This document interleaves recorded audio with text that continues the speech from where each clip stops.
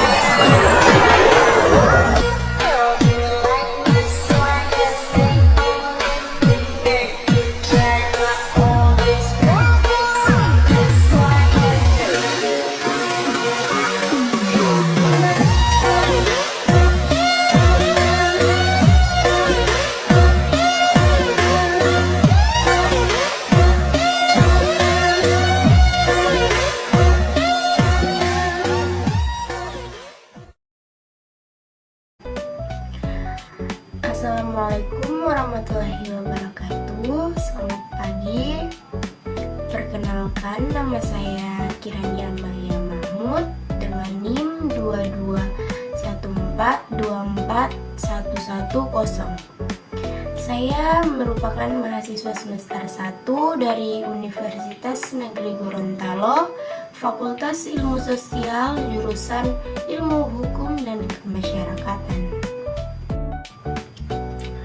Baik, pada kesempatan kali ini saya akan menjelaskan materi tentang mata kuliah yaitu Pengantar Ilmu Pemerintahan. A few moments later. Di sini saya akan menjelaskan yang pertama tentang pengertian ilmu pemerintahan. Ilmu pemerintahan adalah cabang ilmu sosial yang mempelajari struktur, fungsi, dan mekanisme pemerintahan dalam rangka mencapai tujuan negara dan kesejahteraan masyarakat. Yang kedua, fungsi dan tujuan pemerintahan. Fungsi pemerintahan menyusun kebijakan publik, mengelola sumber daya, dan memelihara ketertiban sosial serta memastikan kesejahteraan rakyat. Kemudian tujuan pemerintahan. Tujuan pemerintahan seperti menciptakan keadilan, kemakmuran, serta meningkatkan kualitas hidup warga negara. A few moments later. Nah, selanjutnya yaitu sistem pemerintahan. Sistem pemerintahan, pertama sistem pemerintahan presidensial. Nah, sistem pemerintahan presidensial yaitu seperti pemisahan tegas antara eksekutif dan legislatif. Contohnya Indonesia. Yang kedua, sistem pemerintahan parlementer. Nah, parlementer itu seperti hubungan erat antara eksekutif dan legislatif. Contohnya Inggris. Yang ketiga, sistem pemerintahan campuran. Campuran itu seperti gabungan dari sistem presidensial dan parlementer. A few moments later. Nah, ada juga struktur pemerintahan. Struktur pemerintahan itu seperti pemerintahan pusat, struktur pemerintahan yang ada di tingkat pusat atau negara yang terdiri dari eksekutif, presiden, legislatif DPR, dan yudikatif Mahkamah Agung. Kemudian yang kedua, pemerintahan daerah. Pemerintahan daerah yang itu pemerintahan yang berada di tingkat provinsi, kabupaten atau kota yang memiliki otonomi daerah sesuai dengan undang-undang. Kemudian yang ketiga, pemerintahan lokal. pemerintahan lokal itu seperti wali kota, bupati, dan gubernur sebagai kepala daerah. Kemudian ada juga teori negara dan pemerintahan. Nah, yang pertama, teori kontrak sosial. Menurut teori ini, pemerintahan muncul dari kesepakatan antara rakyat dan pemerintah untuk menciptakan ketertiban dan keamanan. Yang kedua, teori kedaulatan rakyat. Nah, teori kedaulatan rakyat itu yang bagaimana? Yaitu seperti menyatakan bahwa kekuasaan tertinggi berada di tangan rakyat. Kemudian teori hukum alam.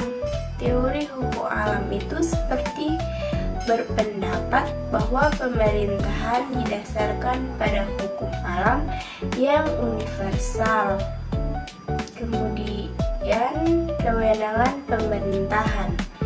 Pemerintah memiliki kewenangan dalam membuat kebijakan, menjalankan undang-undang, serta mengelola dan mendistribusikan sumber daya negara, yaitu yang A few moments later.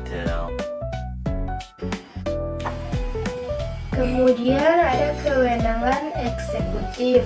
Nah, kewenangan eksekutif itu seperti menjalankan kebijakan dan administrasi negara.